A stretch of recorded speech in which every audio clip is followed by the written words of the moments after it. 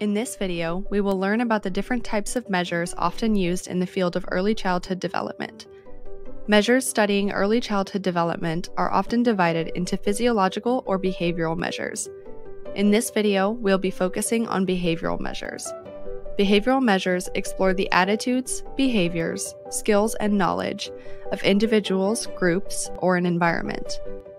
During the video, we will also explore some specific examples within the early childhood ecosystem for each measure type. Be on the lookout for this "Did you know?" lightbulb icon, which we'll use to highlight important things to keep in mind for each measure type. Today, we will cover the most common types of measures used in the field of early child development: surveys, direct assessments, observational measures, interviews, and screening tools. Before we start, it is important to remember that while some measures are designed with specific purposes in mind, measures are often used for various purposes in the field. The first type of measure we'll discuss is surveys. Surveys, also called questionnaires, ask questions about behaviors, attitudes, or characteristics. Surveys can measure individual people, groups of people, or environments. Survey respondents, that is, people who complete the measure, can vary according to the measure. Often in the field of early child development, individuals familiar with the child can also complete the measure, such as caregivers, healthcare providers, or educators.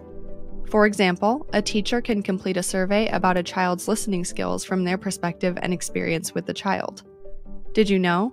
Surveys are the most common type of measure.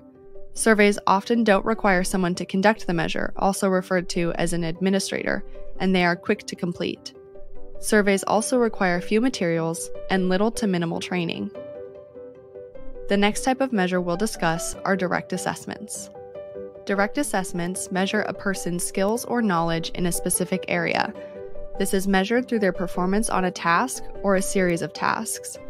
For example, a direct assessment task can measure a child's skills in naming different emotions to match the visual cues provided and as prompted by the administrator.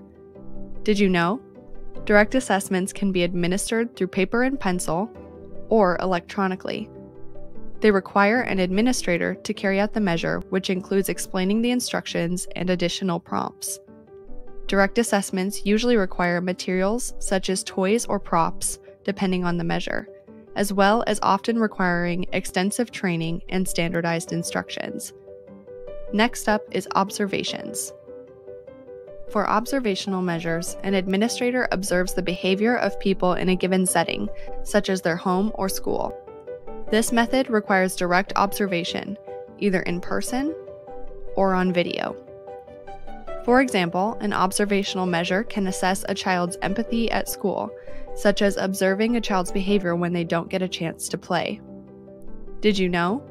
This type of measure always requires direct observation, either in real time or at a later time. Observations also require extensive training and practice, and often involve extensive coding, with either one coder or a team of coders. The next type of measure we'll discuss are interviews. With interviews, an administrator asks a person questions directly, instead of the person recording their own responses. Interviews also involve follow-up probing questions. For example, a doctor can ask a caregiver about how their child has managed their emotions over time, maybe with prompts regarding specific time periods or patterns. Did you know? Interviews can be structured, semi-structured, or unstructured, where the interviewer can either follow strict guidelines of asking specific questions in a certain sequence, or can be looser in the structure. Interviews can be administered through paper and pencil, or by phone. Interviews also require training and standardized instructions. It is important to remember that only diagnostic interviews are to be used for clinical purposes. The last type of measure is screening tools. Screening tools are brief measures that detect specific signs of risk, such as food insecurity or language delay. They are designed to pinpoint whether further evaluation is needed based on if they are above or below a cutoff. Screening tools are often surveys. This type of measure provides early signs of potential risks. Additional steps might be required to address the issue, such as a referral, further evaluation, or an intervention program. One example of a screening tool is a brief survey exploring how a child expresses emotions. Did you know? This type of measure can be administered through paper and pencil or electronically. It is quick to complete, often requires only a few materials, and requires little training. Keep in mind, screening tools do not constitute a clinical diagnosis, but only early signs of potential risk. Unless measures are designed to be an indicator of clinical referrals or diagnoses, they should not be used for that goal. Many aspects of a measure can be culturally specific, such as the questions that are included and the way they are phrased. Different situations or behaviors can also be interpreted in different ways depending on cultural norms.